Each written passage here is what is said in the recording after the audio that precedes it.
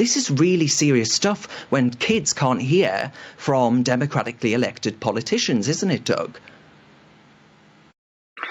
It is serious, and and it's serious because ultimately universities exist as places where we want minds to grow. And I'm a great believer in pressure makes diamonds and steel sharpens steel. And what that basically means is when you go to university, you go as a young person, and you have to have respect and anti-discrimination, all those fantastic values. But you must be ultimately exposed to a critical environment with a very strong diversity of opinions. And by doing that, you make the very important transition from being a young person, often go at 19 or 18, 19 years old, into being more of an adult. And so that does involve exposure to ideas that may make you feel uncomfortable and push you outside of your comfort zone. And that is absolutely crucial to our society, to our culture, to our economy, and to businesses and to life in general. You need to sort of grow, and you have to be exposed to a wide variety of opinion. And as you say, if you have this kind of cotton wool therapeutic paternalism where students are being protected from wrong ideas or kind of bad ideas that may hurt their feelings, they're not ultimately going to grow as people, as humans, as adults. Essentially, they're going to stay in a kind of an infantile state, and that's very sad.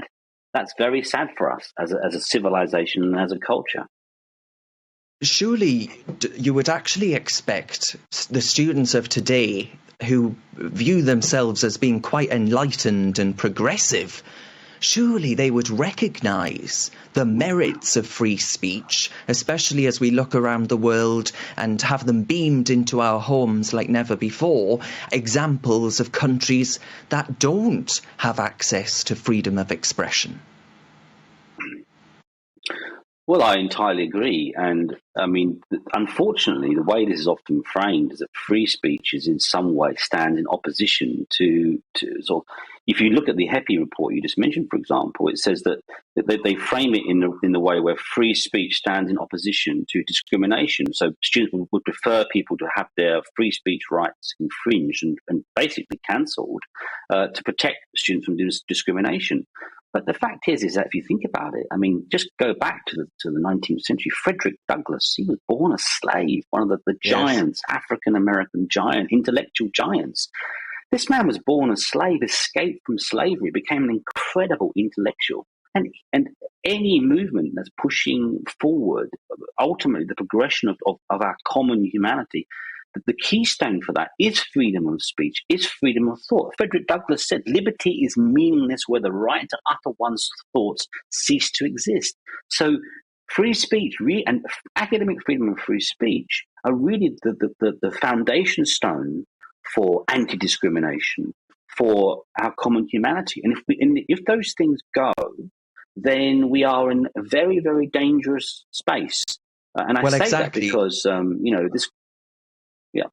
I couldn't agree with you more, Doug. But what do you think the solution is then? Because the government are saying that they're going to put through legislation, laudable sounding legislation, that purports to actually tackle this issue and put a duty on universities to actually protect freedom of expression and students' right to it.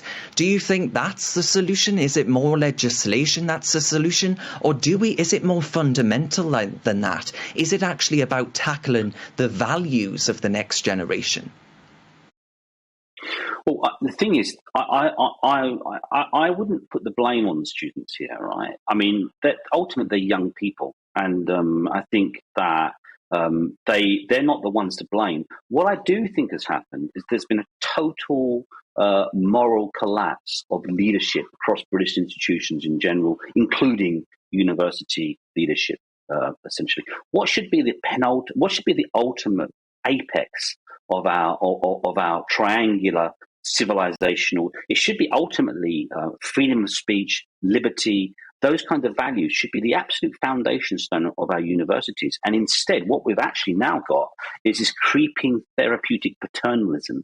So when you hear these ideas like snowflakes and cancel culture and these ultimately come from a culture that has emerged very strongly, especially over the last 10 years in British university systems, where university leadership teams no longer value what are the foundation stones of our incredible university system, but now it's more about therapeutic paternalism, making people feel good, self-esteem, be nice to people. And the thing is, this is another really important point, right? We are now seeing economic shifts in the global economy away from the West to a rising China, etc. Do you really think the Chinese are mollycoddling and creating these kind of cotton wool? No. Those aren't ultimately the values that progress civilization.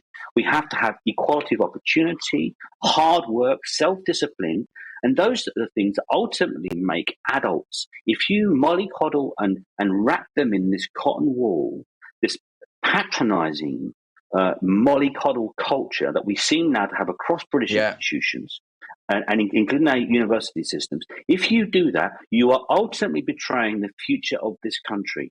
So, to come back to your point about the legislation, my preference isn't state intervention, but unfortunately, the rot has gone so deep. That's where we now need to go.